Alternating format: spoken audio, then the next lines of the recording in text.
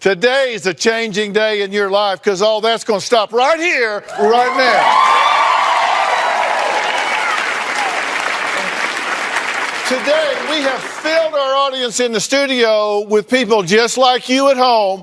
All combined, everybody here in the audience has tried and failed a staggering 2,000 diets. And my first guests are no different. Teachers Candy and Lindsay say their friendship began when they met at their school's Friday treat day. And they've been packing on the pounds ever since. I can explain my weight problem in 3 words. I am fat. How many calories do you think this is? It is good. It is fattening. I met Lindsay 3 years ago at the school we teach at. We have a Friday tradition at school. People sign up to bring treats for everyone to share. We always joke around at school, you know, we don't need to take sick days. We need to take fat days. Sorry, can't come to school today. As my pants will not button. When we go out to a restaurant, magically the glass of wine sometimes turns into a very sugary margarita. Oh, yum! Yay! Ooh. I could bathe in that. And I am a champ at losing weight, but I am a world-class record-holding champ at gaining it all back. I could just take the bread and go ahead and put it directly on my ass. We're not friends that go running together unless it's a beer run. And then I'm your girl. We're going to have the appetizer combo with the zucchini and the mozzarella and the calamari. Bring you a side of our homemade ranch as well. Oh, perfect. Yeah. We never turn down ranch. Our friendship isn't based on food. It's just something we share, and the weight loss struggle is something we both share too. It's not the food that we share, because I don't share. Hashtag big girl problems. Let me get this right. Did you two miss your connecting flight to the show because you were drinking beer and eating at Panda Express at the airport? Ball dropped. We saw a Spanx store. We had to go in there. We saw Panda Express, and we saw a bar, and that's like the big girl trifecta. Hashtag big girl problems. Oh my God! Have I got an uphill battle here? Yeah. Okay, so what the hell is Fat Girl Day? When you have to call into work and call we're both teachers, so we have to call a substitute because we can't get our pants to button. We're kidding. We don't want a button to fly off and give a kindergartner a concussion or anything. What is Treat Friday? You go to school The devil is what Treat Friday is. Yeah. We're in the South, so everybody will bring casseroles and they try to outcook each other. They try to outcook each other. It's a big deal. That delicious sourdough bread that Jean makes. And the ginger snap cookies that Sissy makes. Oh my God. We love them too much. You can see them here, here, and here. And here. I was listening to your logic. You say every Monday, one of you stops and picks up a sugary Starbucks type drink or breakfast at Chick-fil-A for yourself and the other person. So what do you mean you restart every Friday? On Monday, one of you picks up this stuff before you even get there. We do well till 7:30 a.m. That whole hour from 6:30 to 7:30 really goes great. It does. And we are, pumped during that 1 hour. Do you work out? Not regularly. Not regularly. Which one of you sent us a picture of your gym? That was me. Now, tell me the truth. How did that towel get there? My husband put it there so I would look like I actually used it. He loves me so much. He probably did. Oh, my God. Do you work out? Not there, no. Do you work out anywhere? Do you work out? Sporadically. The answer is no. We did run in the airport, though. How many gates can we run before we throw up? Guys, we can run 4 gates.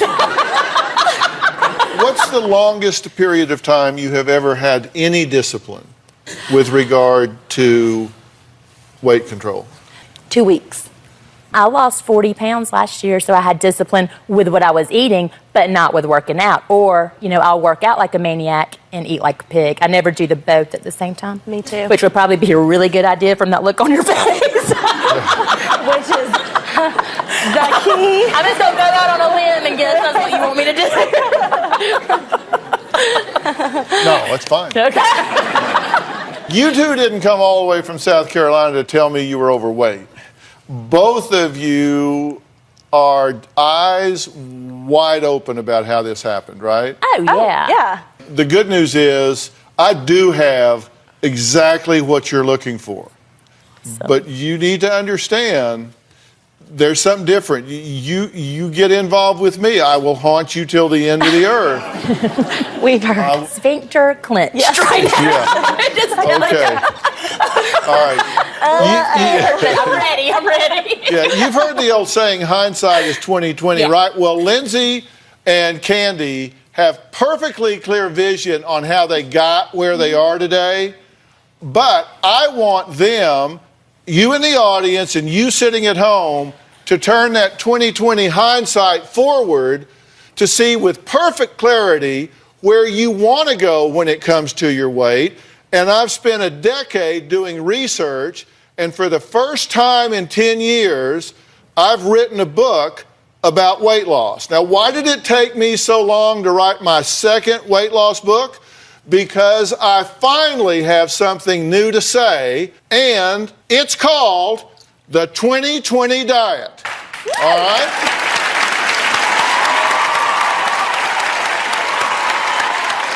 What's that mean, and how is it going to change your life? Well, I'm going to tell you after the break.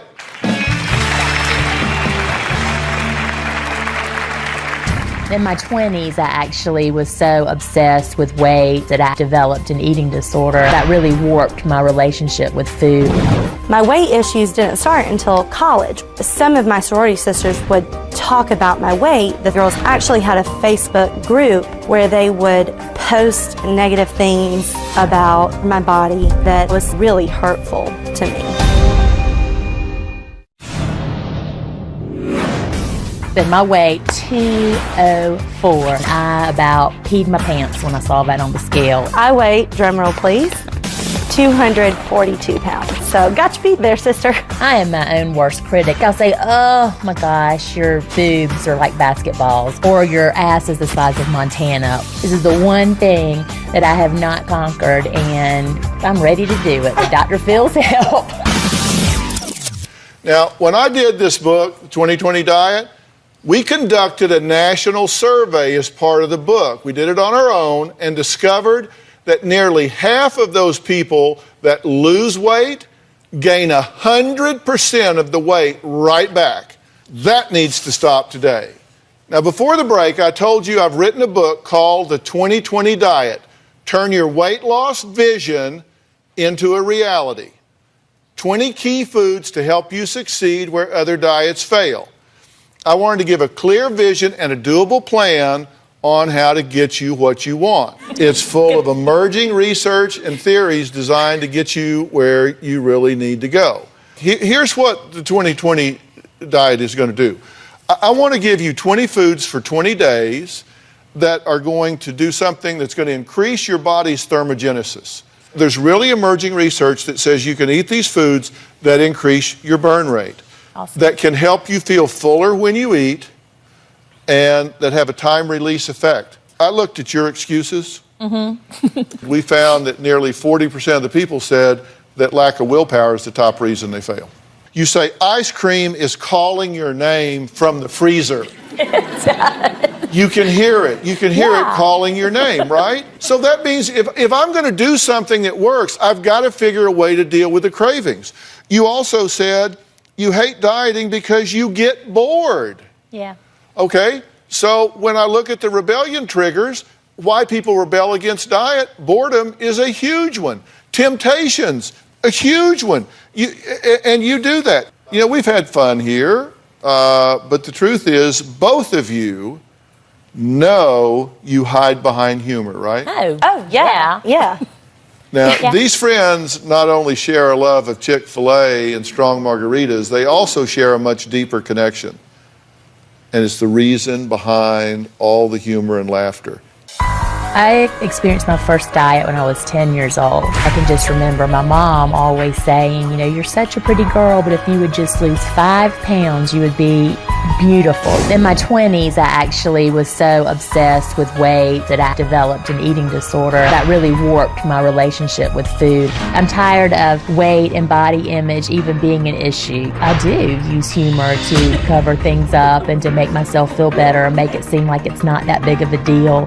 My weight issues didn't start until college. Instead of packing on the freshman 15, it was like the freshman 50. Some of my sorority sisters would talk about my weight. The girls actually had a Facebook group about me where they would post negative things about my body. I would see a sketch of me with a arrow pointing to my spare tire that was really hurtful to me.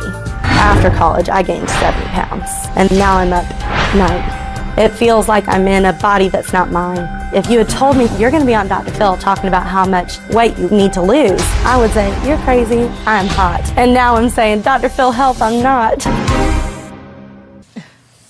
People have said things in both of y'all's past that hurt you, right? Oh, yeah. And, you know, I make cards, just kind of summary cards to be sure there's things I don't forget. They're called my blue cards. And they're cleverly called that because they're blue. And this is yours. And I wrote down Facebook group dedicated to making fun of me. Mm-hmm. And what did I write down next to it? Bitches. Bitches. But you know what you did? You took over for them. You started repeating it in your mind. They were making fun of you, and you started making fun of you. And you never quit. And you started making fun of you. And you never quit. And you laugh. So much comedy comes from pain. Mm-hmm. Amen. Mm-hmm. And there's power in language. And the things you guys say to yourselves is important because there is such a connection between self-image and body image. And when your body image goes down, it pulls your self-image with it.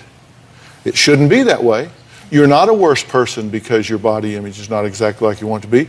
It shouldn't go together, but it does. And then you cheat everybody in your life. We were talking about and you both know you have a bad internal dialogue.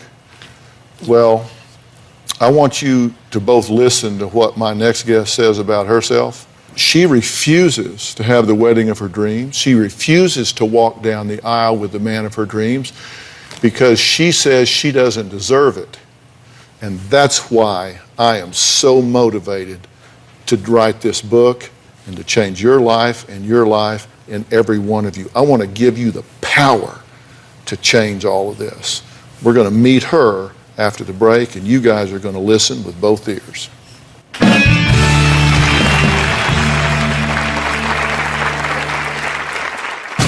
A friend and I went into a bridal store and I was told that they don't carry anything as big as I am, and it just crushed all of my hopes in that moment. I don't feel worthy of Patrick's love.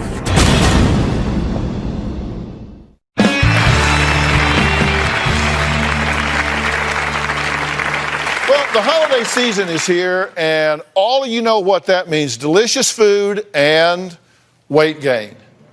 You know, you gain like 50, 60% of the weight you gain the entire year in the next few weeks. It also means that when this season ends, diet season begins. Well, my next guest, Kate, is no stranger looking for a quick fix. But Kate is on a mission because she says she refuses, and in fact, she says she doesn't deserve to have a wedding ceremony to make her marriage official until she loses a few pounds. Take a look. I refuse to have a wedding ceremony until I'm comfortable with my weight. I don't feel like I deserve the wedding of my dreams. A friend and I went into a bridal store and I was told that they don't carry anything as big as I am, and it just crushed all of my hopes in that moment. And I broke down and cried. When I look in the mirror, it's hard to see any good in me. My face is too fat, my cheeks are too thick, my hips are too thick, my legs are too thick, my jeans don't fit. The heavier I am, tying your shoes gets harder. Going up and down the stairs is a struggle. I really feel my weight when I go to drive. The steering wheel comes down and it touches your thighs. I don't feel worthy of Patrick's love. I love her very much. I see her for what's on the inside. She's perfect. I feel consistently judged to the point that I don't go to family events. I don't want my husband getting any comments at work. He has a picture of me when we had first started dating, and his friend was like, "Oh, you mean Kate was actually hot at some point?" We started planning her wedding, and she actually told me that she doesn't want to have a wedding if she doesn't lose the weight. I honestly cried that she wanted to cancel the wedding because she won't feel beautiful. I'm desperate for Dr. Phill's help. I want to be everything that I always dreamed of. I'm not living up to what he deserves as the mother of his children. I want to feel like the mom that my kids deserve. They deserve a mom who can go out and play with them. I can't do that. Okay, Kate, how'd you get this way? Oh, goodness. Thank you. I had 2 really horrific pregnancies. We ate out a lot.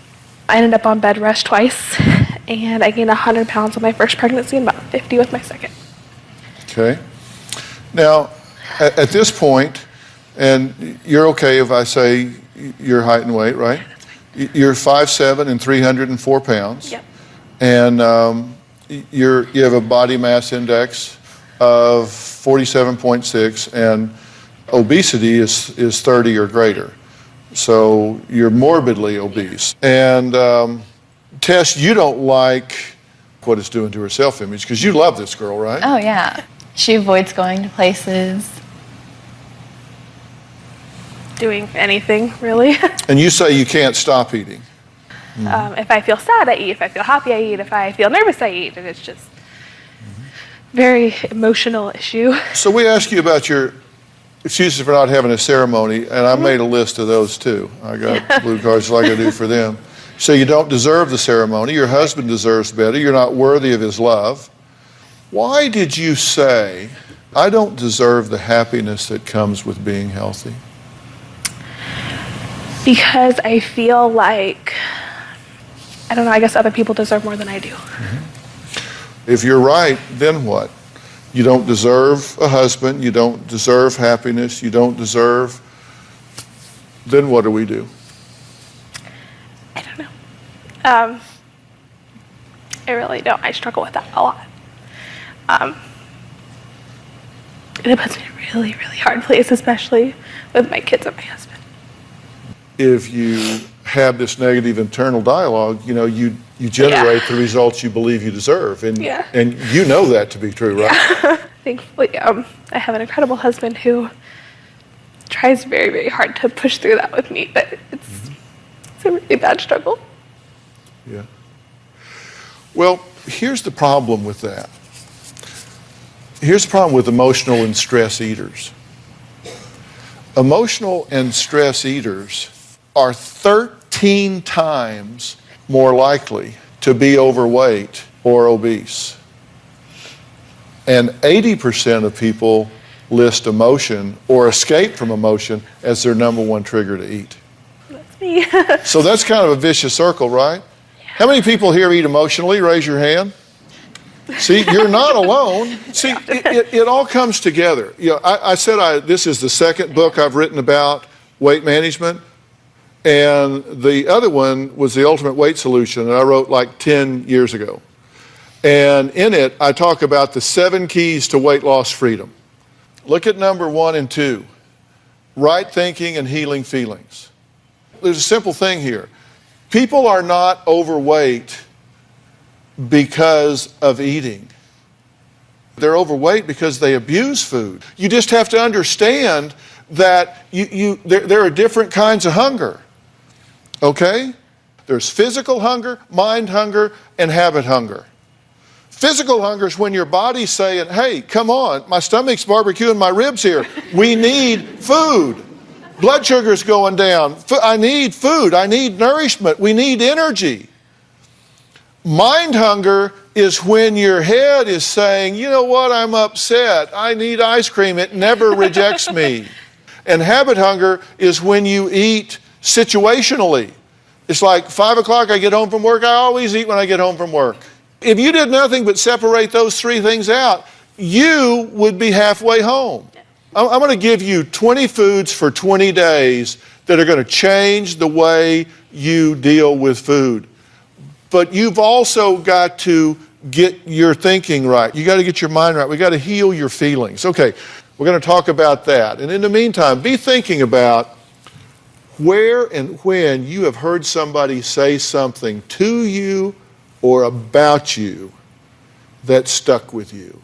Plus, they each say they've dropped their pounds and their excuses using a 2020 diet. Can they inspire Kate to do the same? All of that and more when we come back.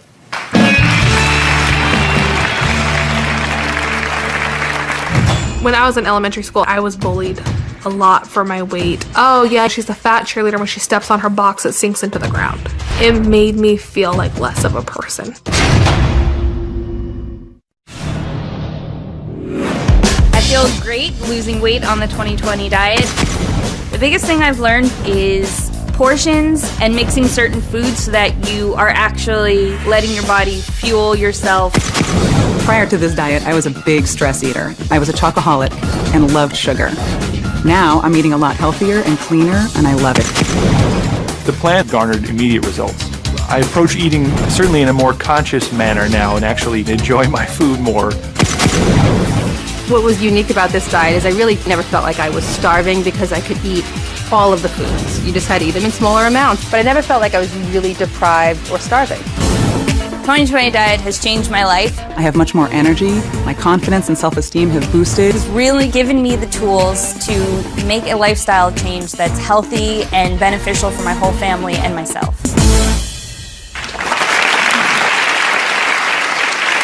I am proud of those results, and although all the pounds dropped and inches lost are great, it's the return to health for the 2020 diet test group that has me most excited. And we're going to talk to a couple of those success stories in just a bit. But first, in order to get where you're going, it's critical to drop the negative baggage from where you've been. Now, no one needs to do that more than Kate. Take a look.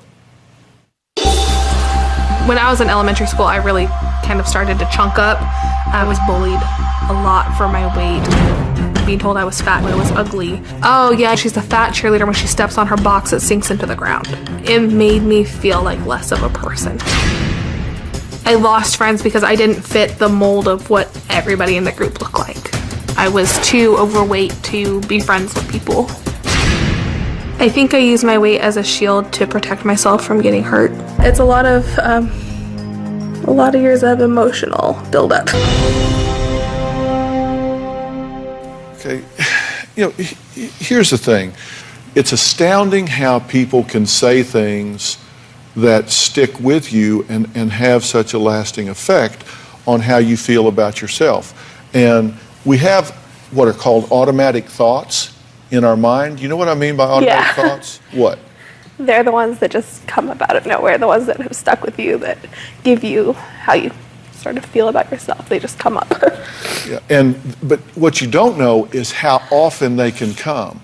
Like you might hear a bully say something to you one time, and you might actually repeat that to yourself neurologically 10,000 times a day for your entire life, like a tape playing in your head over and over and over until it just indoctrinates you. And you've got to turn your ear inward and hear those things. And you think, why are you talking about this with a diet book? Because I don't want you to lose weight. I want you to lose weight and keep it off. I want you to lose weight and gain confidence. I want you to lose weight and gain wisdom. I want you to do this the right way one time so you get it off and keep it off. So you've got to do that. And so I've got to change your thinking. Do you think you can change this?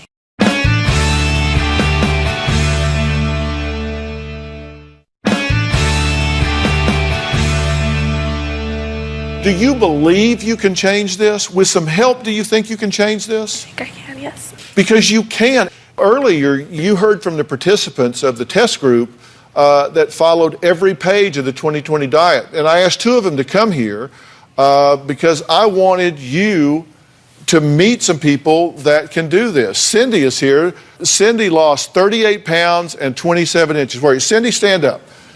This is Cindy. Now, and congratulations, by the way. Good job on doing that. And Jesse, stand up. Jesse here lost 46 pounds and 25 and a half total inches. Cindy, what was the trigger for you? I mean, work stress. And, you know, how do you keep yourself from not being bored and just going eating more chocolate or those things? All right, and this is a 3-phase program, by the way. Like there's phase 1, which is a 5-day phase, and there's 5 foods for 5 days. And then you go into phase 2, and you love phase 2. You said, I want to live in phase 2. Why do you like phase 2 so well? I think those were all the foods I naturally tend to eat or I liked, and knowing how to put certain foods together so that it lasted longer and, you know, the right portions were all important tools I didn't have before. Did you ever feel hungry? No. What surprised you the most about this? Because you made amazing change. You got me all emotional. I guess it was just getting used to eating at roughly 4-hour intervals. And then also for me, it was a lot of judging, like sitting and thinking, am I hungry or am I bored? Did you use the hunger fullness scale? Yeah. Did you actually do that? Because I did. In the beginning, I think that is really important. There's a hunger fullness scale. It starts at 1, where you're weak and unable to concentrate with a hunger headache, extremely hungry, stomach growling nonstop, all the way down to 10, so full, you're sick, nauseated, and miserable. And you've all been there. You've just eaten yourself sick. And the ideal range is to stay in here. You don't ever get in the extremes. And that's so important.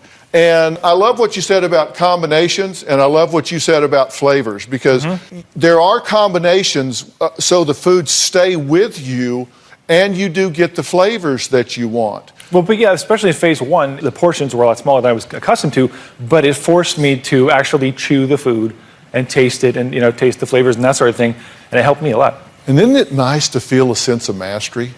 Where you feel in control. I mean, you know that, you control the food instead of the food controlling you. Yeah. Mm-hmm. Do you know how much your heart works every day? No, tell me. How many miles of vessels does your heart have to pump your blood every day? You're a school teacher. This is a test. 3. Pardon me? 3. 3 miles a day? I teach kindergarten. Give me a break. I teach 2 plus 2. Yeah. Hey, what would you guess? I don't know, 8? I don't know. 8? That's a good one.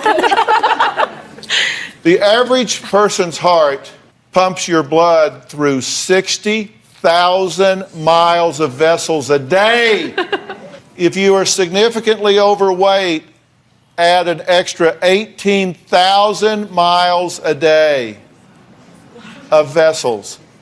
It means your heart's working 30% harder if you are significantly overweight. Pumps wear out, girls. I'm just saying. Next, in just 2 years, she went from competing in fitness competitions to running from being fit. We're going to meet her after the break and add her to this conversation. We'll be right back.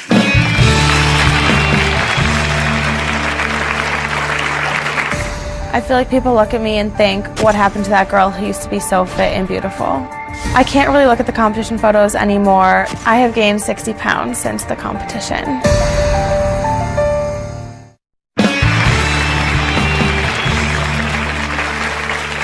Our next guest, Nicole, says she's gone from one extreme to another when it comes to her struggles with weight. It was just a little over 2 years ago that she took extreme measures to get a body that her mother says left her unrecognizable. When I got to college, I decided to sign up for a bodybuilding competition. I went from 140 pounds to 118 pounds and from 29% body fat to 9% body fat in 4 months. I worked out for 3 hours a day. My diet consisted of 900 calories, no sugar, no sodium, no fat, and no carbs. The last 3 days before the competition, I couldn't drink any water at all. My brain was shutting down without any liquids. When I got on stage, I had to put Vaseline on my teeth because my body was so depleted of water that I couldn't even smile. I placed 13th out of 65 girls. With the transformation that my body went through, I felt more confident because I finally had the body that I'd always wanted. My body's never been the same since I got off stage 2 years ago. But now Nicole says that fit body is long gone, and sadly she can't bear to look at photos of her former self. I have gained 60 pounds since the competition. I can't really look at the competition photos anymore. I hate the person that I see in those photos. My daughter Nicole right now is the heaviest that she's ever been. I recently went to go see a plastic surgeon for a liposuction consultation. The plastic surgeon turned me away. I was extremely heartbroken. I hate showering because I'm reminded of all the fat that I have. I hate my thighs, hips, love handles, and stomach. It's all way too big. I feel like when I wear rings, my hands even look fat. I don't like putting on lotion either because that reminds me of all the fat that I have. I'm 22 years old and I'd love to be able to wear a size 4 again. I would love to be able to wear shorts again and feel confident in a dress.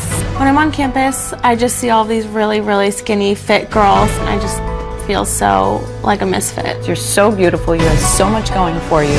It breaks my heart as a mom to see her so hard on herself because she has so much to offer. I feel like people look at me and think, what happened to that girl who used to be so fit and beautiful? What do you say to yourself now in the condition you're in now? Every time I look in the mirror, I'm like, oh, like, still fat, still obese, I'm still gross. You say you think when people see you, all they see is a fat girl. Yeah, I feel extremely judged by a lot of people, particularly people that I became friends with after the show. So what do you want? I would just love to be lean and muscular again. Because one of the things that I talk about in the 2020 diet, our bodies have what I call a set point. Okay. There's a point that you're supposed to go to that is your natural set point for your body in terms of what you will weigh in a normal, natural sort of way. Yeah. And if you get into that range, because let me tell you, all of you girls out there that say, I want to get back to what I weighed in high school, okay, we're talking amputation here. You have to be realistic in choosing what is your ideal body weight, what is right for you. Yeah. And then go to that place, be healthy in that place, accept yourself in that place, and live with it. Doesn't mean you can't look fabulous, doesn't mean that it can't, but you've got to be realistic about that. For you, I think you're flirting with what is called body dysmorphia. At your age and with your constitution, your ability to have a return to health and to get into a really good body mass index that would be a good set point for you and a healthy point for you is so attainable. You're within weeks of being where you would be really, really happy and comfortable when, you know, someone like Kate looks at you and just wants to slap you. Love it. Don't you want to just slap her? Love it. I did ask a good friend of mine, a good friend of the show, to come here because there's something that I would like to offer you to do. And this is Miles Adcock right here. And Miles is the CEO of the On-Site program. And On-Site is on a beautiful ranch outside of Nashville, Tennessee. And I want to do some things with you to help you get your body under control.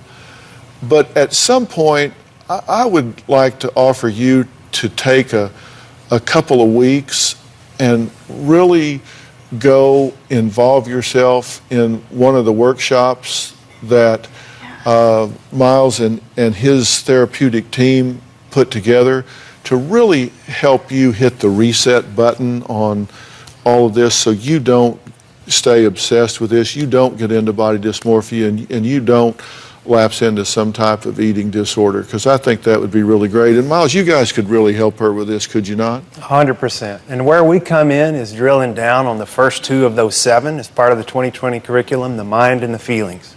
And we want to help you get a jump start on that. It sounds fantastic. Yeah, Thank you so much. I think it would be great. Listen, 2020 Diet is not a crash program. It's 20 foods for 20 days. And it's 3 phases. And, that's what these guys were talking about. While you're doing it, you're working through the book on the things of healing the feelings, the right thinking, cleaning up your environment. And these things, little things, it seems, like the 7 keys, I brought everything over from the book I did 10 years ago, like impulse eating. You got to clean up your environment, but there's got to be good things there to eat. People that get hungry eat. So you have to have something there to eat. You need to eat. Yeah. It's not good to be starving. Don't starve yourselves. It doesn't work. You'll rebel.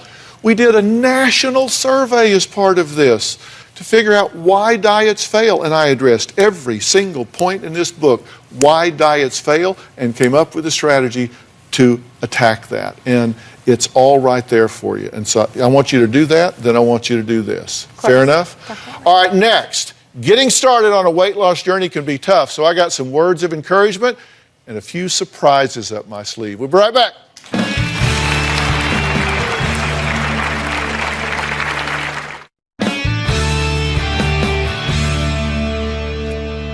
I believe we can create moments in time in which all things wrong can be made right. All of my guests today are starting on my 2020 diet today, and we're going to be checking in with them periodically to see their progress. And believe you me, you are going to see progress. You are going to see progress. Progress, progress, progress, progress. You are going to see progress. Because a lot of the 2020 foods can be made into smoothies. I want you guys that are going to start on this to have a Nutri Ninja and Ninja Blender. The Ninja Blender Duo has tons of power and can crush through ice and whole foods in no time and maintains all the nutrition. Okay? The Auto IQ T technology remembers how you like your shake, so with the push of the button, it'll blend it the way you like it every time. And so you can keep track of your fitness. I want all of you to have a Polar Loop activity tracker, which is worn on your wrist, and it tracks your activity 24/7 from sleeping to running. It knows what you're doing, and so will I. And it provides guidance and motivation to reach your activity goals. The 2020 diet is not about the numbers, but so you can keep track of your progress. I want everyone to have a Taylor Smart Scale. It not only measures your weight, but also estimates body fat, water percentages, and muscle mass.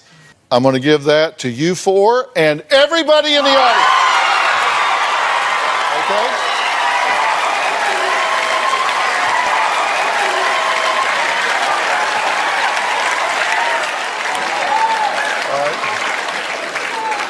All right, now let's talk about this book. It is the 2020 Diet, and this is...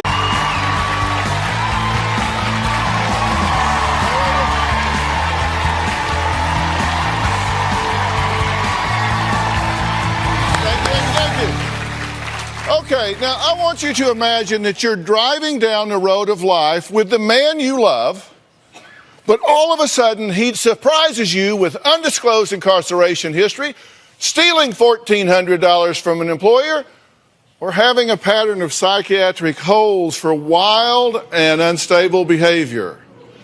Would you just keep on driving? Or would you take one of those exit ramps that you've just been blowing by? Okay, we'll come back to this road later on. But first, Melvin and Rachel have been married for 8 years, but it has not been all love and romance. In fact, during 4 of those 8 years, Melvin and Rachel were separated. For the past 2 years, Melvin has had this girlfriend, Chantel. Now, currently, Melvin is living with Chantel, but he also spends quality time with his wife. Okay? Now, he's torn between these two women. I love her. I really do. She's my wife. I married her. But I also love my girlfriend, Chantel. Just so you know, Chantel and Rachel, they don't love each other. Okay? And this may be a first. Melvin says he wants me to decide who he should choose. His girlfriend or his wife. So what does the woman who wears the wedding ring, what does she feel about all of this? Well, Melvin may be living with Chantel, but his wife Rachel says despite her husband's cheating, lying, and there is drug abuse, she loves him and she says, I want him back. Take a look. My marriage with Melvin has been very rocky. 2 years ago, I found out that Melvin had a girlfriend. At the time, we were taking a break and Melvin was living elsewhere, and I found out that she'd been living with him for 6 months. I was very shocked. For the last 2 years, I've been Melvin's wife, and he's had a girlfriend, and he's been playing both of us. I've been physically sick over this. I've cried so many tears. Even though Melvin has been living with Chantel, he still comes and spends time with me, telling me that he loves me. We still have a sexual relationship. One of the reasons we got married so quickly is because we were abstaining from sex until our wedding day. Now, Melvin has been having sex with Chantel. That made me so upset. She's a dirty slut. I'm disgusted with Chantel that she knowingly had this relationship with my husband. I still love Melvin, but Melvin needs to make a decision if he's going to commit and be faithful to me, or if he's going to stay with Chantel so I can get on with my life and stop this vicious cycle. Okay, so the big question that you want is you want me to get him to tell you what his decision is. Yes. That way you can get on with your life. If it were that simple, yes.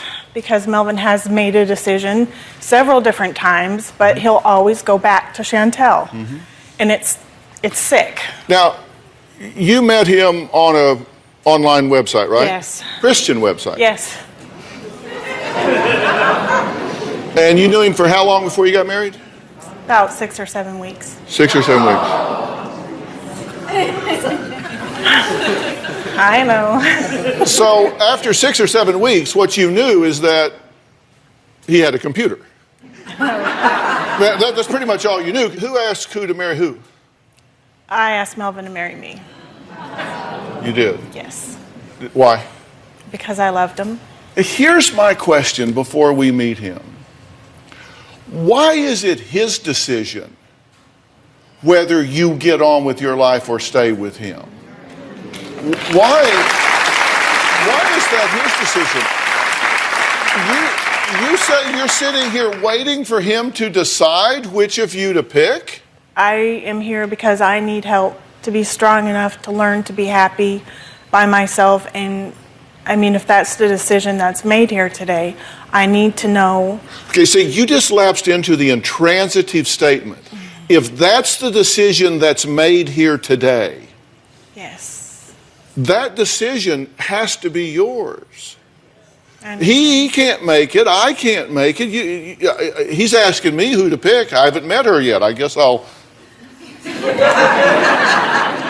size you guys up or something? And odd question. Melvin says he really loves his wife and needs my help to sort out this love triangle that he's found himself in. Take a look. Let's hear from old Melvin.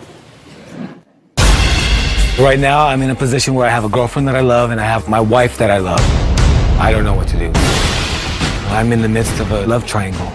When I'm with the person that I'm married to, I'm faithful, I'm loyal, I'm committed, I'm passionate.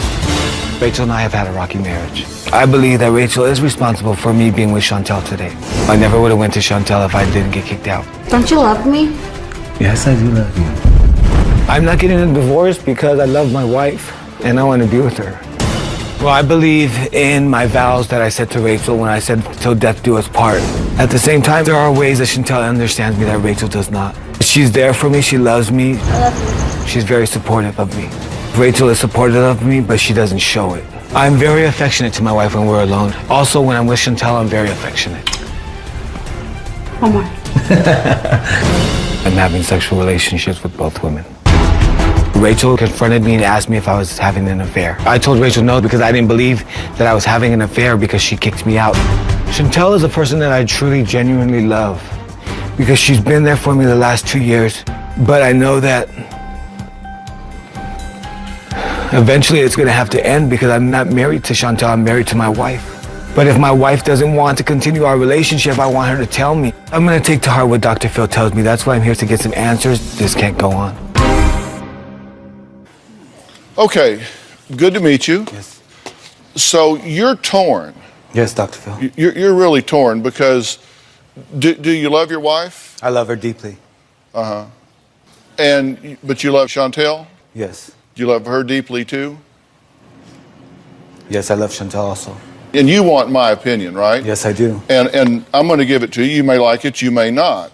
Do you feel any guilt at all for cheating on your wife? Well, I don't consider it cheating. Are you having sex with Chantel? Yes, I am. Are you having sex with your wife? Yes. So you're cheating on both of them, right? No, I'm not. Okay, so monogamy is just not in the cards for you. Yes, it is.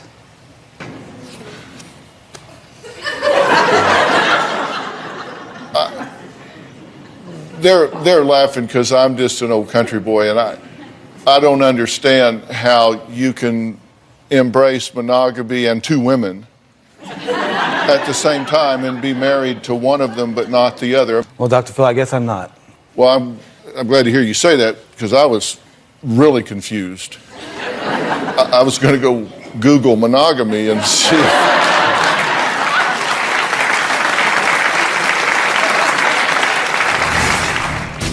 He gave me an STD. He gave me another STD. He made a sex tape with a girlfriend and it got sent to your minor son. That's a lie.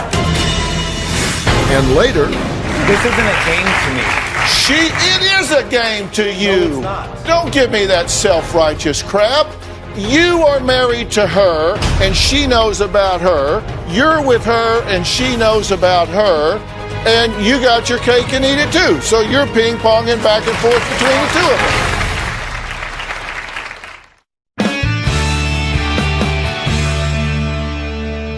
Do you know what bait and switch is? No. Bait and switch is something where you tell somebody you're going to give them one thing and then they get something else. And she said that you were charming and funny and Christian and shared values and all of that sort of stuff. But then when she got you home and got you unwrapped, that wasn't really what was there. Is that true? No, that's not true. So you weren't different than you presented her? No, we met each other on an online Christian dating site and she got what she got. She said on the honeymoon that you got drunk, acted possessed, you were naked, standing on the balcony, talking to yourself and hissing like a snake with your eyes rolled back in your head. Do you recall that? Yes, I do recall that. So that was a new revelation. Well, Dr. Phill, I was diagnosed with schizophrenia. Right. And I think that played a big part in me acting like that. Did you share? Along with the alcohol. Did you share that diagnosis with her before you got married? No, I didn't share it with her because I was new to the diagnosis and I was still dealing with it myself. So I was unfamiliar to that diagnosis. So you met her on a dating website and you're chatting her up and y'all are going and having coffee and dinner and all this kind of stuff. And you've been diagnosed with schizophrenia and you just thought, well, I'm kind of new to this, so I'm not going to bring that up. Because I'm just wondering if you consider that to be honest. I'm trying to figure out if you're being straight with me or if you're lying to yourself. I want to tell you what she perceives about you, okay? Sure. And you can tell me whether you think this is right or not. She says she's just going along and finds out that you didn't disclose an incarceration history. Okay, and then she's just kind of driving along and she comes up and says, wow, he was caught stealing $1,400 on video and lied about it, and then played kind of the unstable card and wound up in a psych ward instead of jail. And then she could have taken that exit ramp, but she doesn't, and then she finds out, well, he didn't disclose his schizophrenia diagnosis. Then she's driving along, she just keeps going and goes, wow, he's had multiple psychiatric holds for instability. You said you've taken him to the emergency room, right? Yes. And they hold him for 72 hours. She doesn't take that exit ramp. She goes along, he would overdose on his meds and be zombie-like, just sitting around. You know, well, okay, she just keeps on. Skips that exit ramp. Then he was arrested for shoplifting. She doesn't take that exit ramp. Then the 12-year-old daughter, your 12-year-old daughter is in her room crying during the whole wedding out of the mouths of babes. But you ignore that. You don't take that exit ramp. You say, I kicked him out. So you did see something, but then you let him back in. You keep driving along. He stole your roommate's information and obtained an illegal credit card, right? But you didn't take that exit ramp, so you just keep driving along. He stole your neighbor's credit card and dead husband's vital information. Whatever. And you just keep driving along. I'm getting out of here. He was dealing hydrocodone in Florida. You say he's getting it from a pain clinic and selling it on the street, but doesn't bother you. You just keep driving along. He had an affair with a younger girl. You just keep driving along. He gave me an STD. You just keep driving along. He gave me another STD. You just keep driving along. He made a sex tape with a girlfriend and it got sent to your minor son. That's a lie. Okay, and you just keep driving along. He threw a soda can at your head. That's a lie. You keep driving along. He kicked my car door in anger. You keep driving along. He scratched my car with a fork and threatened to kill me. I mean, this is a long trip. It just keeps going on. You think everything there was true, correct? Yes. You thought they were true, right? Yes. And you didn't take a single exit ramp. You just kept on going down the road. And that is very significant to me.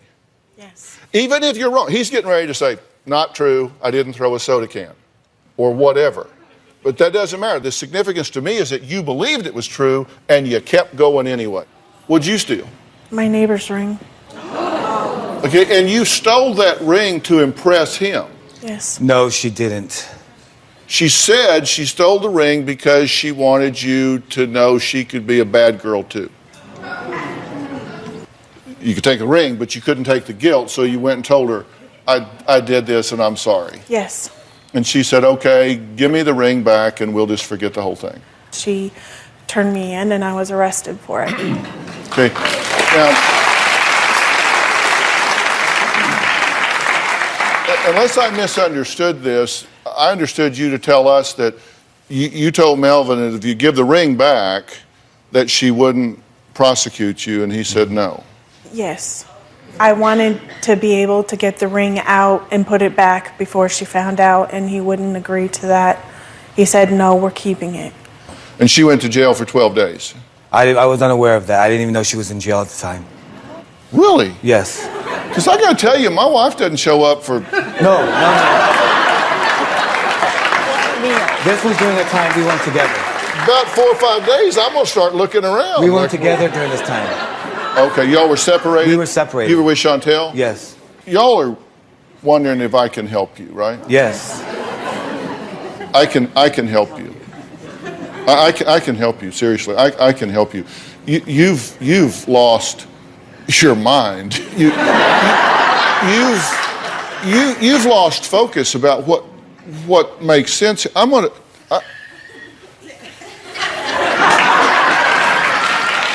We're going to get our feet back on the ground, but when I say we might as well be all of us. Next, Melvin's wife and girlfriend have never met. But they are going to meet because Chantel is here, and we're going to talk to her next. We'll be right back.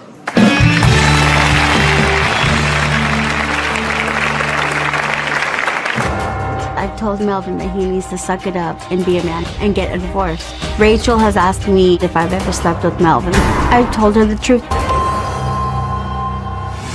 And later, I'm going to leave. People laugh because... Wait. No, if you're leaving, you need to go this way.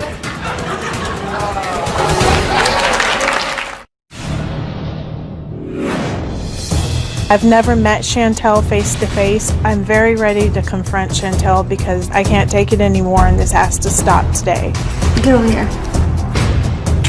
Chantel needs to leave Melvin alone. She needs to understand that we are married, and she knew that going into the relationship with Melvin. Well, I'm talking to Melvin, who has an unusual request. He wants me to help him choose between his wife of 8 years, Rachel, or his girlfriend of 2 years, Chantel. Now, he says he's in a serious dilemma.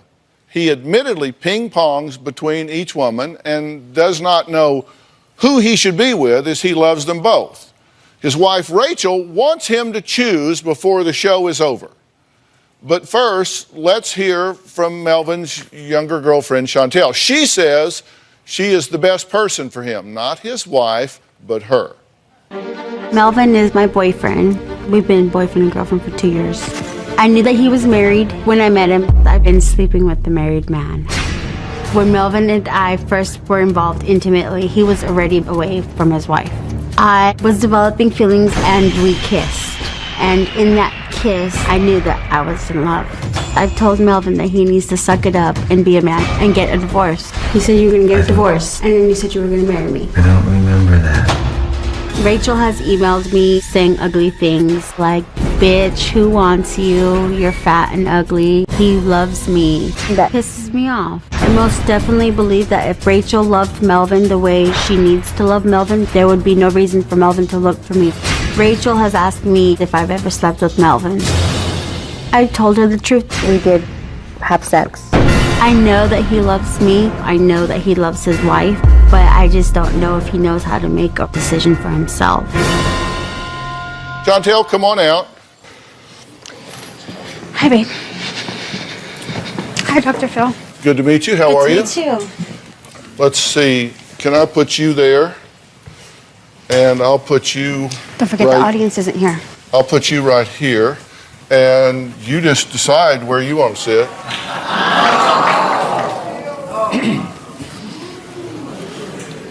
Okay. You chose to sit over on this side with your wife, but you traveled here with Chantel, correct? Yes. Why did you choose this side instead of over here with Chantel?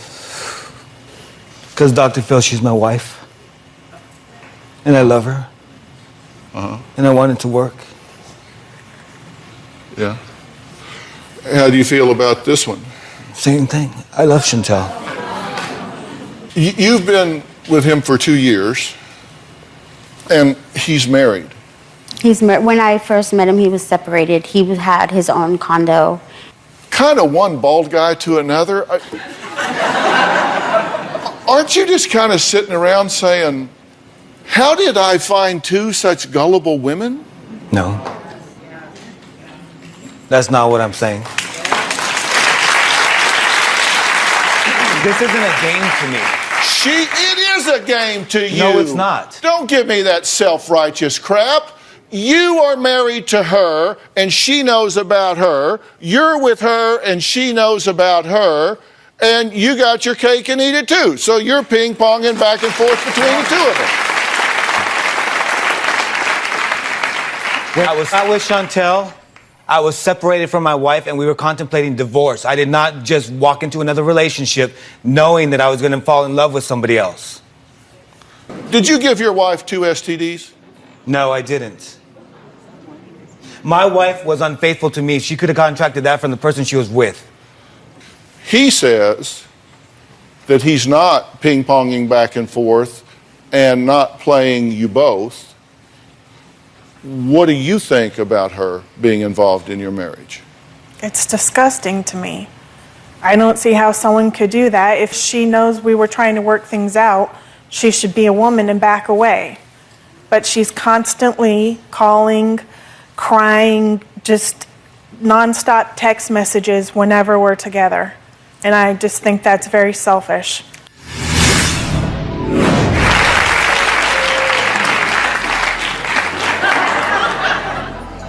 Honest to God, I think I'm being punked.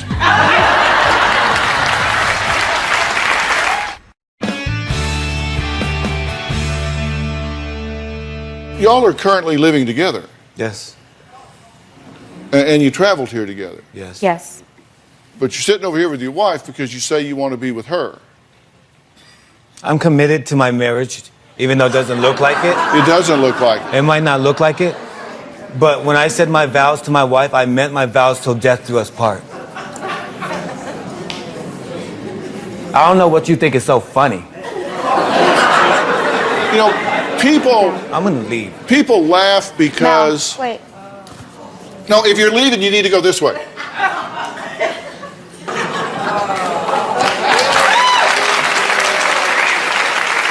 Okay. Honest to God, I think I'm being punked.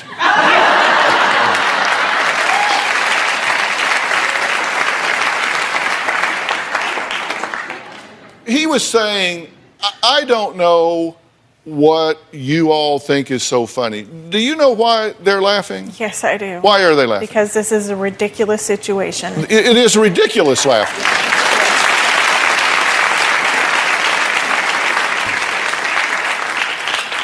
They're laughing because they don't want to stand up on national television and say, holy shit, are you kidding me?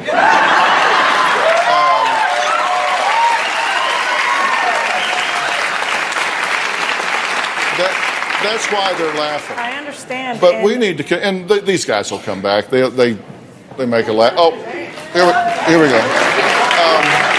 But it's the, why are you back?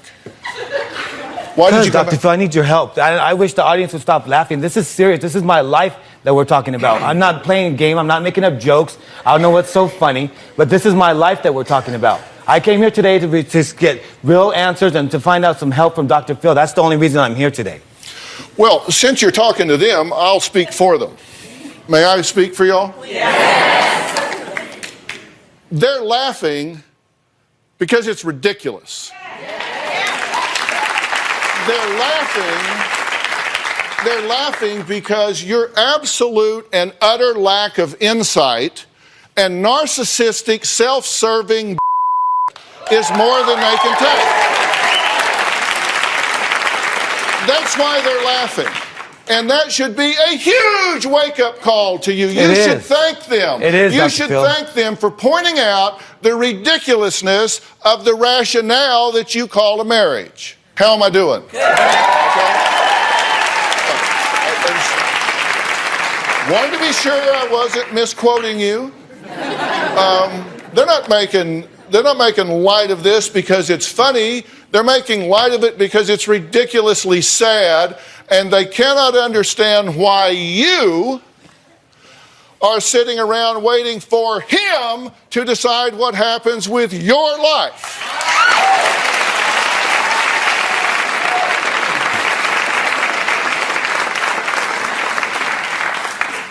Why are you back? Do you want me to leave? No, I'd like for you to stay. Okay. All yours.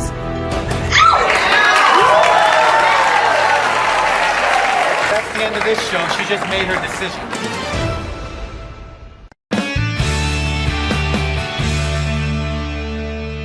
Here's what Rachel has a problem with you about. Sure. She says that you're just using her husband, Melvin, to pay your rent and bills. Wow. She's saying that you cheated on Melvin and you gave him STD, which is true, right? I wasn't considered cheating. She said that you sent her teenage son a video of you having sex with Melvin. It's not true. Why would you make the video and It wasn't. B, why would you send it to anybody for any reason? It wasn't. I made it for myself. It was just audio, and it had music in the background, so I thought it would be like art. Excuse me. But I sent it to Rachel to make her see that what I was saying was true.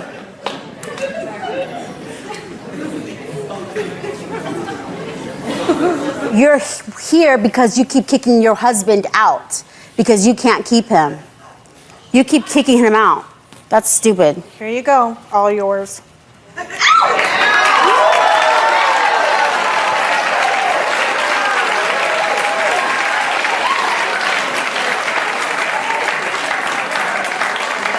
the end of this show. She just made her decision. She actually has a list of her complaints about you. And I'll tell you what I think about that. You just don't get to have a list.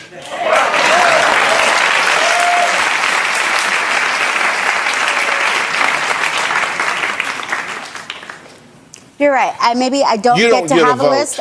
Maybe I don't. But when it's all said and done and he feels like because of her, where does he come to? He comes to me. Who does he get companionship from? He comes to me. Who does he get understanding from? He comes to me. Who does he get love from? He comes to me. I've never done anything to hurt him, to set him up, to show hatred towards his kids, towards him, anything like that. I've always shown him complete love, compassion, and genuine because that's who I am for him. If I knew that she loved him, and if I knew that if I let him go with complete understanding and maturity, and he would be safe and not heartbroken with her or anything like that, I would let him go, fine. But I've let him go 4 or 5 times, and she's completely destroyed his heart over and over and over. And it hurts me because I love him. It hurts me to see his determined face when he's leaving me and his heartbroken face when he comes back to me. You are beyond delusional. Am I? Is that what you think? Why? Why do you think I'm delusional? Because you just simply don't get the fact that they're married. You are an interloper here. You are involved with a married man. You are sitting here criticizing his wife. You have absolutely no standing, no basis, don't get a vote whatsoever. I know I don't get a vote. It is absurd for you to criticize this woman in her relationship with this man. That you could fill this room with what you don't know about what goes on between a husband and a wife. Right. You're playing house. You're playing footsie. You have no basis for any criticism of this woman whatsoever, and you're too ignorant to know that.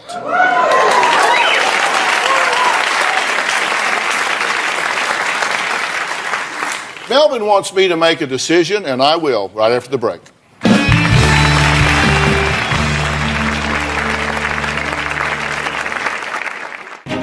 I have contemplated divorce from Melvin. Every time I thought I was going to do it, Melvin would come along and say the right things and do the right things, and I had hope again. I think the marriage can be saved only if Chantel's out of the picture. If my wife presents me with divorce papers, I will sign them.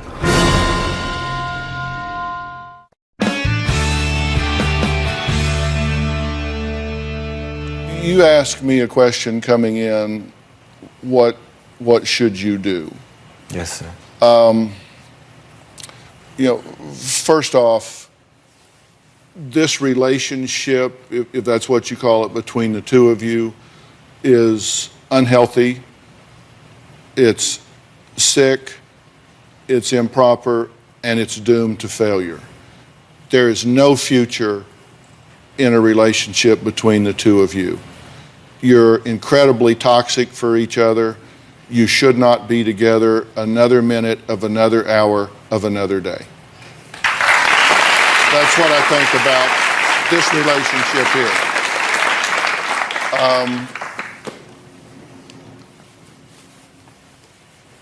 You have serious issues with self-worth and self-esteem.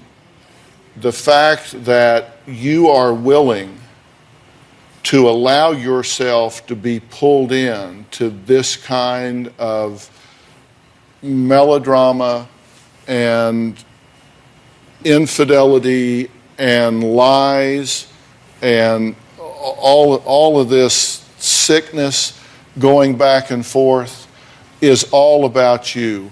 It's not about him. The fact that you say you want him to make a decision about your life so you can move on with it tells me everything that I need to know about you. It tells me that you need to not be in this relationship with him. You need to not be in a relationship with anyone right now. What you need to do is focus on you. You've got to clean your own house before you can clean anybody else's. And you've let someone into your life that doesn't have a moral compass here. Now, he has a diagnosis that somebody assigned him of being schizophrenic. Maybe he is. I don't know. That aside, this relationship you're in is toxic for you. It is abusive. It is hurtful to you. And you need to make the decision to get out of this relationship. You need to get a divorce before dark today. You need to tell him if he wants to be in your life, he needs to get himself together first. And you need to get yourself together first. There is no theory under which you two should be together. No theory. And there is no theory under which I'm going to send you to marriage counseling, because there's no theory under which there should be a marriage here. Okay? You need individual help, and I will get you individual help. Thank you. Our Twitter wall has just been on fire with comments, especially from women who have either been cheated on or have been in a relationship with a married man. Becca213 says, hey, girlfriend, if he cheats on his wife, he'll eventually cheat on you. Stay on your toes. At Jeanette Fuller says, this wife is suffering from shell shock and battle fatigue. She needs to get out of this mess. MS Amy 1974 says, marriage is not meant to be selfish. Selfish choices destroy marriages every day, and stupidity allows damage to continue. So that's what we're hearing from our viewers. So my final comments to Melvin after the break.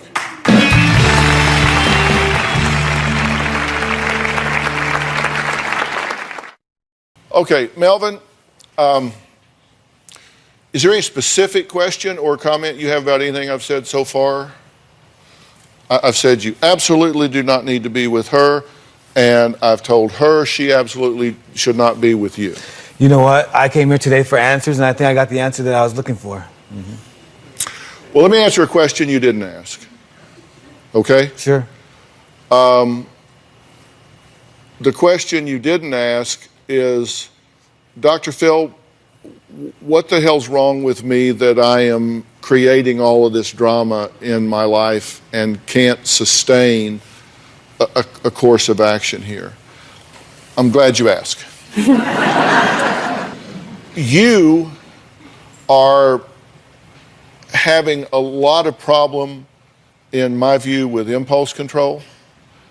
I think you're having a lot of problem with emotional maturity. And I think that you have some very powerful needs that you're trying to meet, but I think you're going about it in all the wrong way. I see in you a very narcissistic view, in the sense that you see things only from your point of view. You don't have empathy for her or for her.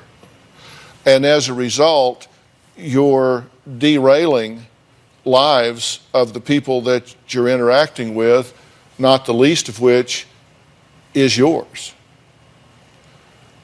You aren't ready to be in a relationship at this point.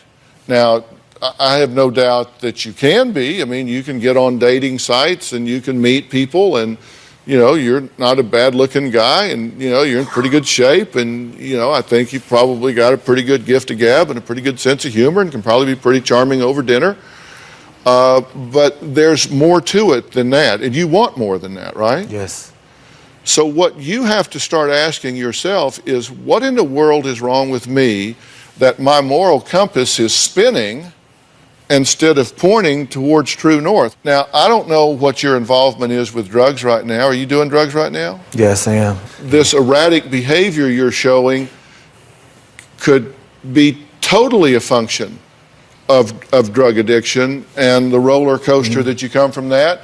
That could explain why you're standing on the balcony talking to yourself and hissing like a snake. I don't know. Your issues need to be resolved before you make any decisions in your life about anything whatsoever. Okay. And I think that you need serious help. And I'm willing to offer that to you if you want that. I'm willing to offer you that help, but I'm going to tell you that that help is not going to be something that you can get up and jump back and forth on. That help is not something you can start and stop, and that help is going to be inpatient, not outpatient. Okay? Because the fact that you're experiencing this, and I think you are exploiting this, is tragic. And I want to get you some help. Yes. And I'll tell you what I'm going to offer to do for you. I'm going to offer to fly you from here direct to a dual diagnosis treatment center called Origins Recovery Center on South Padre Island in Texas. This is a center that will deal with your drugs and mental and emotional issues simultaneously. And let me tell you something, I don't know how long you'll be gone. It could be a month, it could be a year. You may never go back to where you're living now because of triggers and problems of that. I don't know. But I'm going to give you a chance to get some traction in your life if you will take it.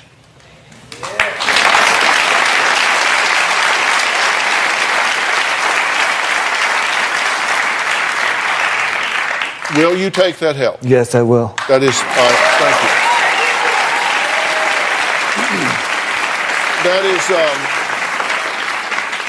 That is our gift to you. We will take care of getting you there, and I'll guarantee you when you're there, you're going to be on lockdown. You may never talk to her again. I don't know. You may never speak with her. I don't know. All I'm saying right now is you got to say, I got to save myself. Yes. Will you take that help? Yes. Okay. Do you agree with that? Yes. Their song goes more like, first came marriage, then came the nasty email exchanges. Leslie to Andy, once again, you're the one making that rule which is hindering me from seeing my son. Andy to Leslie, don't try to fool me with your innocent victim crap. Everything you say is a lie or manipulation. Then came a physical fight, leading to Leslie's arrest. Then came a prison stint, CPS on direct dial, and a wife with delusions that her husband was bugging her phone and her in-laws were, get this, wearing camouflage and spying on her from the trees. Or was it a delusion? I was married to Andy for 7 years. We recently divorced and we share a 5-year-old son. My ex-husband Andy is the most condescending, controlling person I have ever met in my life. The first time I saw The Rage, he accused me of manipulating him into getting pregnant, and he actually raised a hand to me. Different ways that Andy was abusive to me was he put his fists through doors. He dragged me around the car by my hair one night, and he kicked me in my ass, and it was the most humiliating thing. Even at the very end of my pregnancy, he shared with the Bible study group that his wife was as big as a house. He was not sexually attracted to her anymore, and she was annoying as hell. I've never been treated with such utter disrespect and hatred in my entire life by anybody. In 2011, 5 police officers showed up at my house to arrest me for a prescription fraud charge. Andy had called the detective and tipped them off that I had done it, and I was arrested and spent a year away from my child. My ex-husband has primary custody and I have visitation. I want joint custody.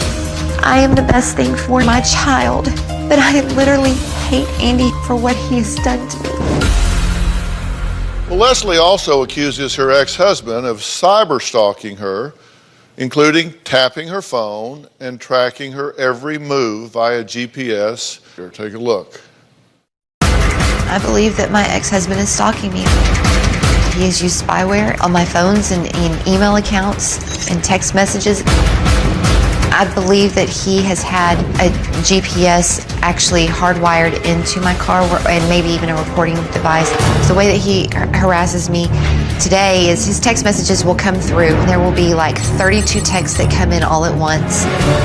There is things on my phone that nobody can explain, like I'm having a conversation with somebody in my house or in my car, and I will say a term like, oh God, Andy is so bipolar. And the next thing I know, he's texting me.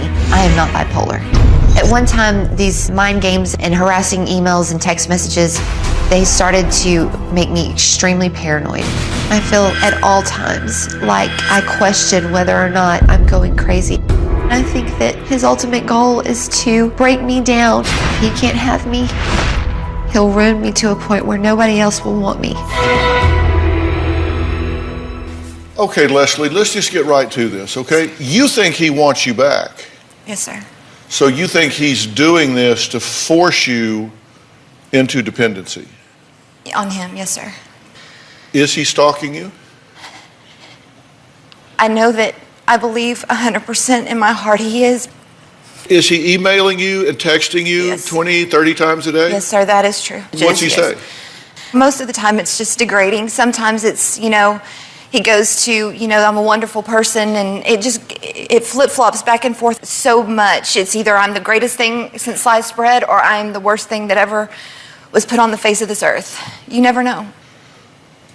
Well, Leslie's ex-husband, Andy, says she's delusional, paranoid, a bad influence on their 5-year-old son, who sent me a plea saying, Dr. Phill, can you get my mommy and daddy back together so they don't fight anymore?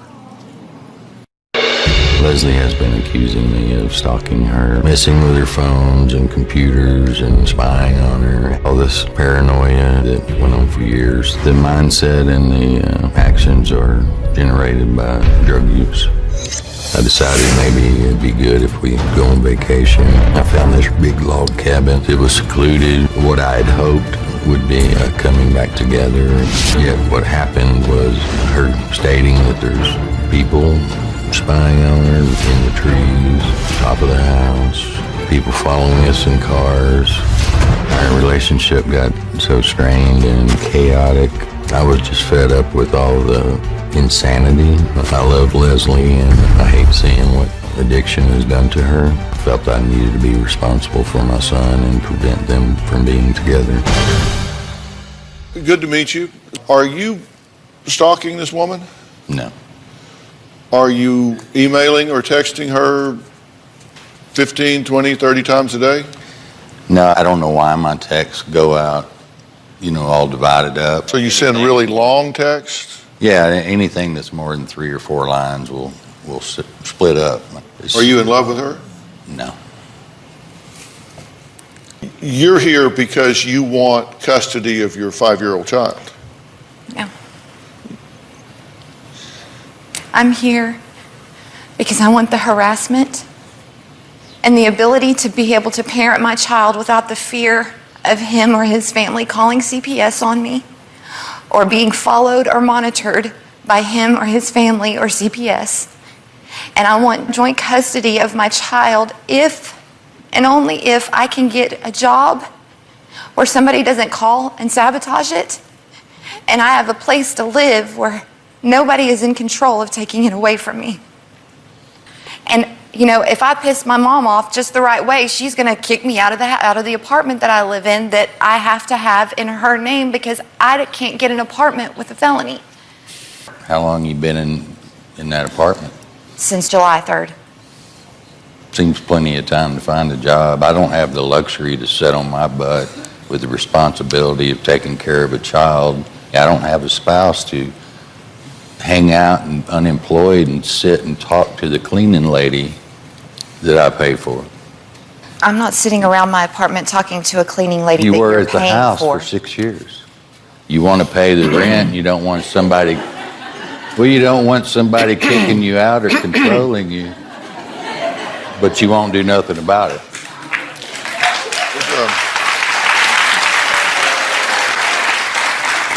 Maybe that's why your text messages break up into... It says we're changing sentiments here. He's got to be a different guy. Cause somebody's bugging my phone. It's stalking me. Well, coming up, Miss Senior Texas 2013 sounds off. We're talking about her mother. Her name is Myrna. She says she knew Andy was bad news from day one. But she doesn't necessarily get along all that much better with her daughter. But we'll hear from her when we come back.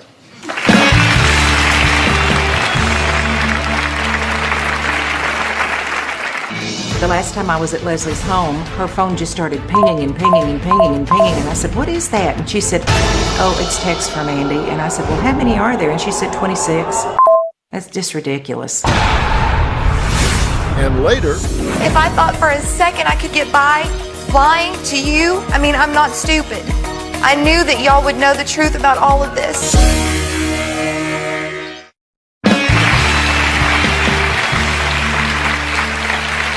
Leslie and Andy are the divorced parents of a 5-year-old son and currently battling over a number of issues. Leslie would hope to get to a point where she could have joint custody, but says, "I'm not really ready for that yet." She says she needs to get a job and a stable home, but she can't do that if the interference doesn't stop. Leslie claims that Andy has too much control over their child and her involvement in the boy's life. Leslie also alleges that her ex-husband is stalking her by tapping her phone and tracking her every move via GPS, which Andy says is absolutely not true. We're going to add another person to the mix, Leslie's mother.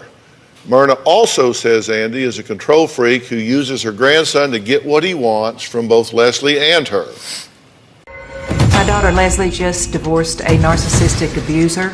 He will not leave her alone. Andy, in the beginning, did not want children, and I advised her not to marry him.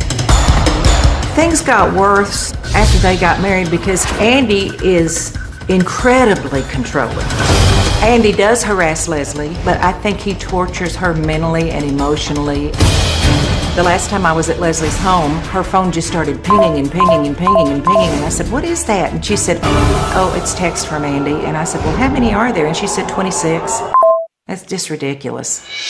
I'm never surprised by the things Andy does to Leslie. I do sometimes get surprised at the levels that he will stoop to. One minute Andy loves her, and the next day he's trying to throw her in jail by telling lies on her. When he gets mad at others, he threatens, he makes up lies. He never says it to your face. He won't talk to you face to face at all. He texts or emails like a 12-year-old girl.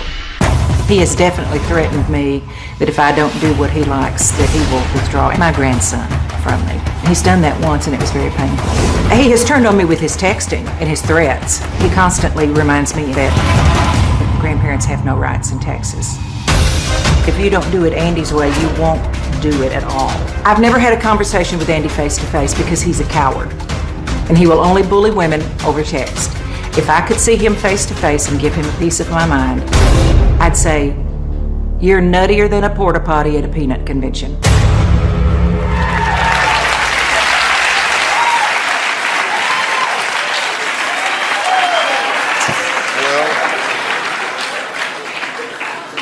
You think he's stalking her? I don't know, Dr. Phill. I know some horrible things he has done to her. Like what? Like, she got out of the hospital from having her baby on Thanksgiving Day. She didn't have any clothes. He didn't call her. He didn't tell her he was going to not come and get her. He left her standing there, and she had to call her hairdresser to bring her some clothes and go home because he had gone to Thanksgiving dinner at his sister's house. What was the problem when she delivered the baby and admitted she'd been on methadone while pregnant, and my son spent the first 30 days of his life in NICU being detoxed off of methadone with morphine. And you thought that was still okay to do that to your wife? You think she was okay doing that to my son? No other man's going to do that to his wife who's just had their baby. No wife is going to do what, what do you think about a woman that's using I'm not going to validate what you've done. What you did was wrong. Child. It was wrong, and that's the way you do. You withhold and from the beginning you admitted. You found out it bothered her to be excluded, and you withhold your emotions from her. You've always done that. No. One day you love her dearly, the next day you don't even want to talk to her. So that was not right. That was not right. Sorry. Well, you're welcome to believe that. And I do. Well, do you feel that you feel he had a legitimate complaint if he finds out that his child is born addicted to drugs? I can understand his being concerned. I mean, he could have called me. I need you to go get Leslie. I'm upset with her, and I would rather not go get her. Don't just leave her. Wonder why she called her hairdresser instead of you. Well, she and I have been off and on for more than 20 years. Your whole life? No, not our whole life. Well, not our whole the life. 9 You weren't years there our I've been whole in y'all's life and the stories I've been told by Leslie before that, it started a long time ago. Guys, this is about our child. I agree. This is not But you about made it who's about done what worse, stalking. because I have done some terrible things. You made it about stalking, Leslie. I begged you to give me a polygraph. You picked the place, the time, the person, and the questions. We've done I'll that show before. up and pay for it. We've done that before. We've done that before, and you accused me and the guy you picked of being in cahoots. And that's my fault. How? I didn't say it was your fault. That's the reality. I asked the question. I'm trying to find out what family situation this child's embedded in. You need to make up your mind about why you're here. You wrote me. I didn't stop your car on the street.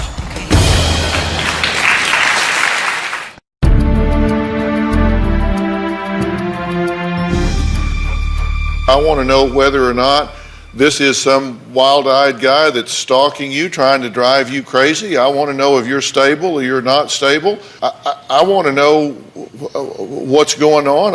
I kind of want to know what the hell we're doing here. Yes, sir.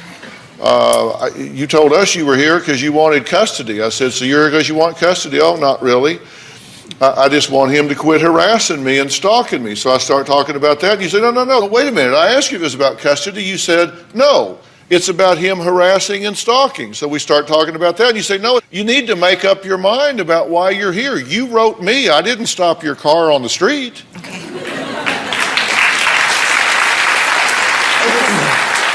It was the cut downs between the two of them that I felt like I needed to say that. That's Well, Dr. Phill asked me what he had done, and I was telling him. Okay, I'm sorry. Y'all can tell your lies. That is You're not a welcome. lie. You did that. Are you tracking her?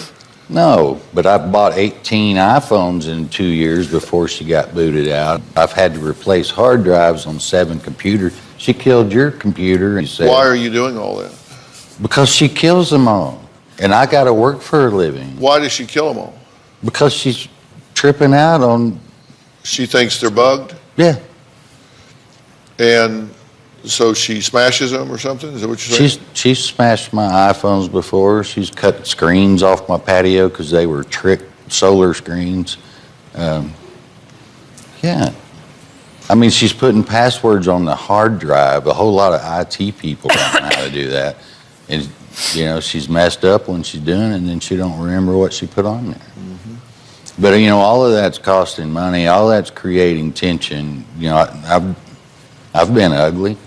I've been accused of I'm the one making her use. But if I had that kind of power, I would make her stop. I've never stalked her, never followed her. I'm asking you if you're tracking her around because, I mean, could be, I suppose, legitimate reasons for doing that. If you're worried about her well-being, if you're afraid she's getting into drugs, if you're afraid she's going to do something with your son. I mean, if you're paying attention to where she's going or what she's doing, I'm just asking, are you paying attention to her? Are you following her life and seeing what's going on?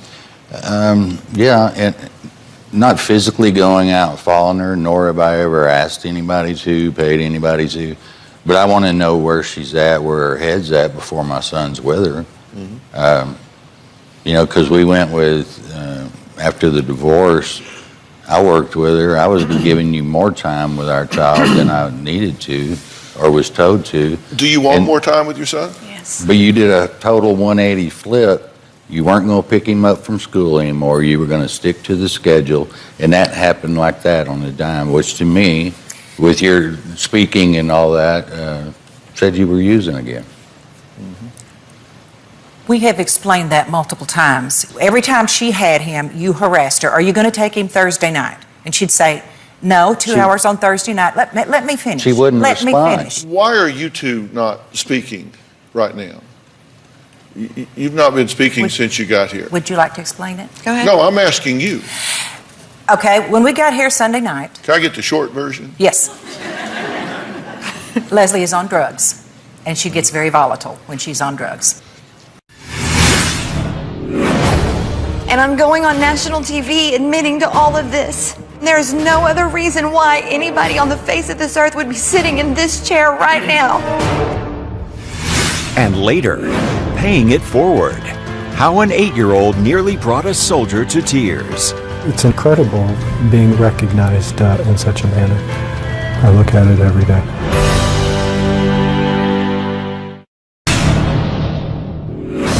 My mother is a narcissistic abuser. She was so mean and hateful growing up. My mother looked at me one time and told me that she hated me, and she repeated it 3 times. She looked me right in the eyes when she said it. That hurts.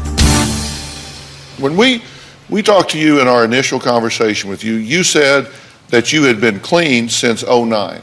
Then when we fill out our initial intake form with you, you actually said, well, I did meth in October of 13.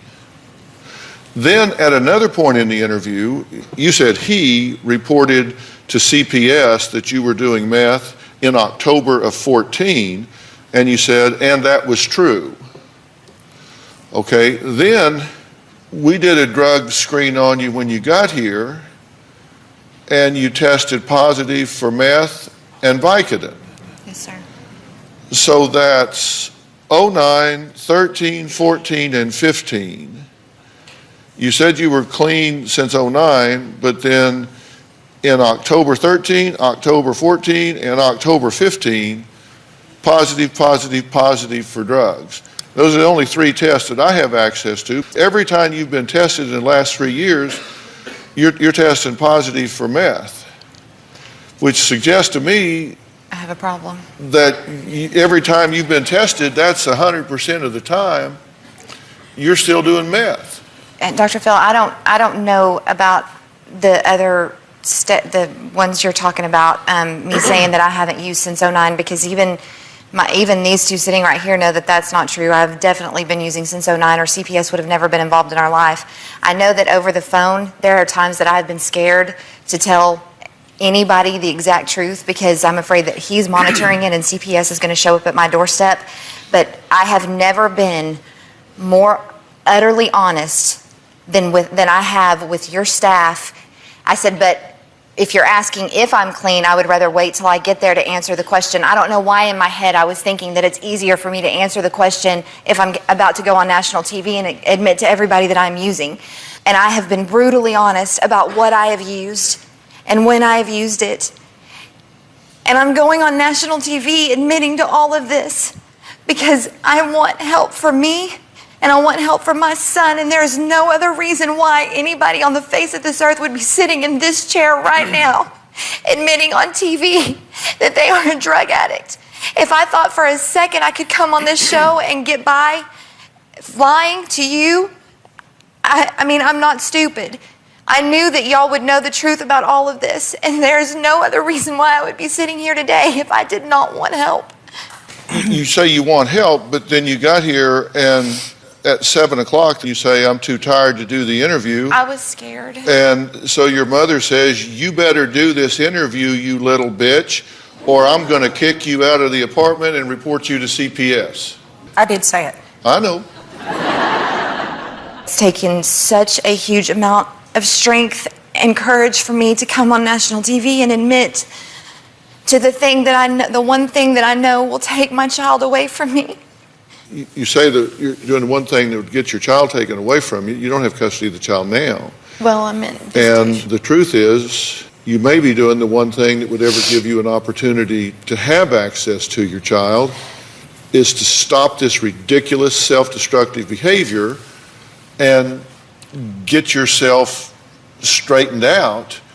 And, you know, you talk about him tracking you, but the only tracking that I can verify at all is when you've tracked him. How have I tracked Like him? in Vegas? Oh, yeah, I did, yeah. Oh, yeah. That was before the cyber stalking started. You say he's accusing you of being paranoid and all of this stuff about his family being in the trees watching you, but you do admit that you at one point believed that his family were wearing camouflage in the trees, watching you from the trees. I did. And you're like crawling around. No, I didn't crawl around. Yeah, you did. No, I didn't. Up this embankment of It wasn't crawling, Andy. It was walking. No. No, you did everything in your power to make my paranoia worse, and you know it. Okay, that's why I took you on a vacation. No, to you get took away. me on a vacation to absolutely terrorize me. Yeah, the 'cause that entire sounds vacation. really good to me. It is. You're just that sick. The question is, what is the best for their 5-year-old son in the middle of these warring parents? What role can Leslie's mother, Myrna, play in making things better or worse? And what can Leslie do if she is ever going to turn this situation around? I'll be right back.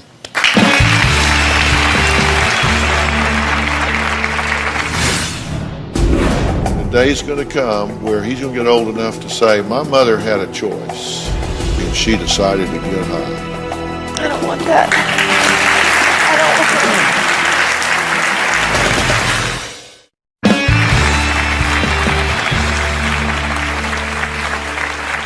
Leslie and Andy were married for 7 years, but during those years, there were fights that sometimes became physical. There were arrests, there was drug use, accusations of stalking, and in all of that, there's a 5-year-old little boy that, just wants peace. Andy, I don't know what your real thoughts or motivations are, but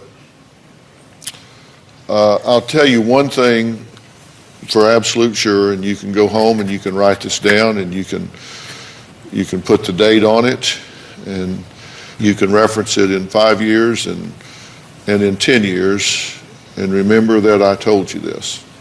You can win today in terms of having undivided loyalty and allegiance for your son, and it can turn out to be the biggest loss of your life, because I will promise you the day will come that little boy will become a young man, and he will say, why did I not have my mother in my life? And why, as my father, did you not do what was necessary for her to be in my life? What you want is for him to grow up one day and say, they got a divorce and there were some real rough patches,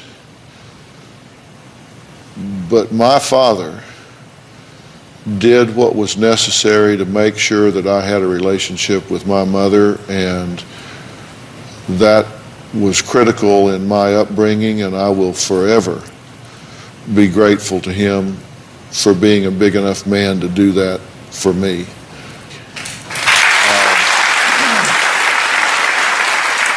And Leslie, look, I don't know how or why you have gotten into this situation. I know a fair amount of it.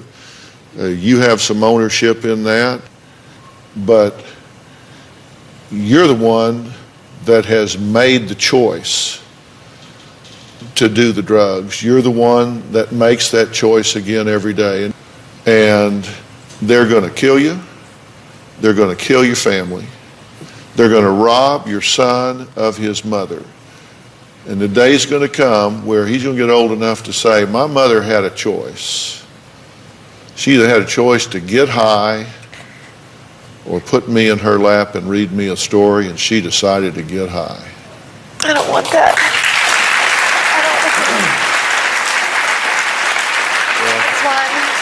If he had to tell a story right now, that's the story that he would have to tell, because that's the truth right now. You have not done what is necessary to get yourself in a position to be a responsible influence, a responsible presence in that young man's life. And now he may be the biggest jerk to come down the road in 100 years. I don't know. I don't know him. He may not. She may be a nightmare of mother. Don't know. But I know this. You have a choice to make. And you can say, I showed up at court and I took that drug test knowing I would fail it and I'll never give up on my son. That's a great speech.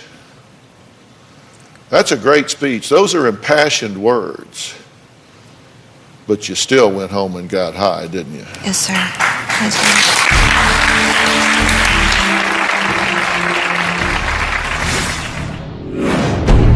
I'm your worst nightmare. Because I don't buy manipulations. I don't think you do.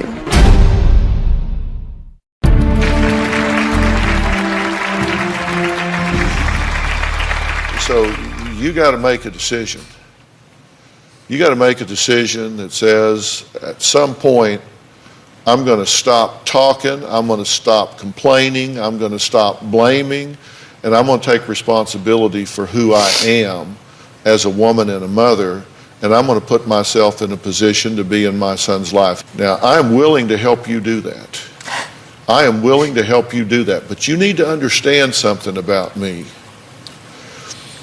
When I get involved in this, if you're going through the motions and trying to put a face on this, I'm your worst nightmare.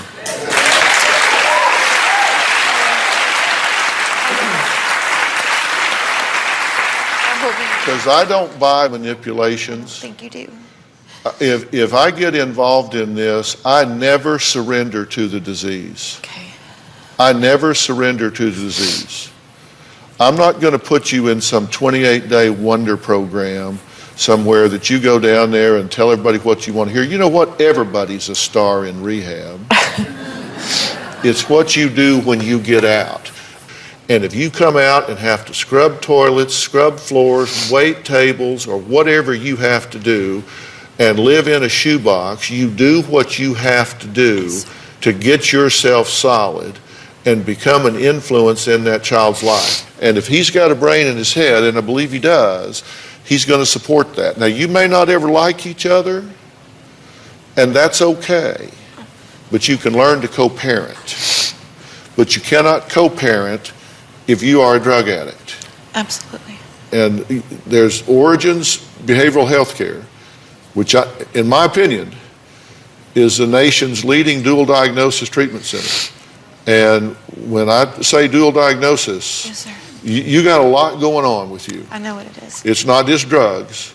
A lot of what you're doing is self-medicating anxiety and depression that you've been carrying for a long time, in my opinion. I haven't diagnosed you, but I'm a pretty quick study. And I think there's a lot going on there. And this is located on South Padre Island and in West Palm Beach, Florida, and Vero Beach, Florida. And we'll make a decision on where's the best place for you to go. But they offer very sophisticated gender-specific treatment programs. They're very customized. They specialize in what you need. And they'll deal with the psychological disorders and the addiction. I don't know how long you'll be there. Because they work the criteria. You will be there until. Yes, sir. I guarantee you it won't be 30 days. Okay. But you will come back with your head on straight. And I assume you support this. Absolutely. I assume you support this. And if not, then they have to be out of your life. You can have a relationship with this son, never see him again. It's called intermediaries. but it begins with you. You've got to clean your own house. Sir. And what he does or doesn't do doesn't matter. This is about you getting straight first. Then you come from a position of strength as a mother, strength as a woman. We got a clear understanding? Yes, sir. And that means you go down there and you lean into this program. When you leave, there is no coming back. I'm going to give you one shot. You better grab on and hang on. I will. Fair enough? Okay. All right, deal? Okay. All right, coming up, you won't believe what an 8-year-old boy did when he found some unexpected cash. We're going to find out when we come back.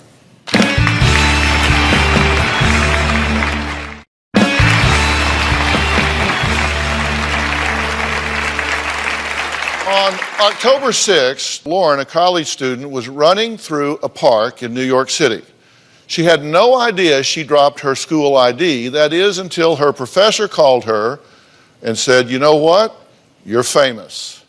College student is the talk of Twitter thanks to Tom Hanks. He tweeted a picture of her Fordham ID card after he found it, and since then everybody's been looking for Lauren. She's Fordham University senior Lauren. I don't have a Twitter, but one of my professors emailed me with a link to Twitter and said, you're famous. Lauren says she was out running in Central Park yesterday when she must have dropped it. So, about Tom Hanks. I have not spoken to Tom Hanks personally. If he has my ID and would like to give it back, I will surely meet him to do that. This is really a full circle moment for Tom Hanks. Back in March, he lost his credit card and then tweeted, a guy named Tony found my credit card on the street in New York City and returned it. Tony, you make the city even greater. Thanks, Hanks.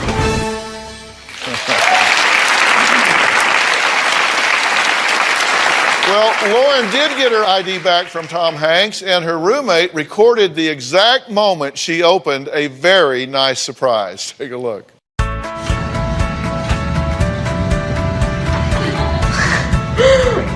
Lauren, hold on to this. Tom Hanks.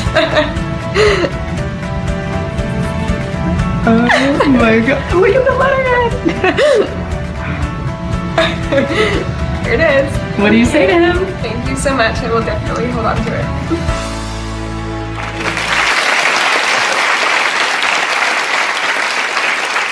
All right, Lauren joins us now via Polycom. Lauren, how you doing? Hi, I'm great. How are you? Well, I'm okay. We just looked at the footage when you opened that note. Nobody had ever seen that before. That had to be a surprise. That was definitely a shock, a really pleasant surprise. It's nice that somebody's there looking out and giving stuff back. Okay, so are you going to run through Central Park now, dropping stuff everywhere you go? I think myself and the rest of Fordham University plans on just throwing their IDs all over the place. Well, go study. You're in school. I will. Thank you. All right, Lauren, thanks so much.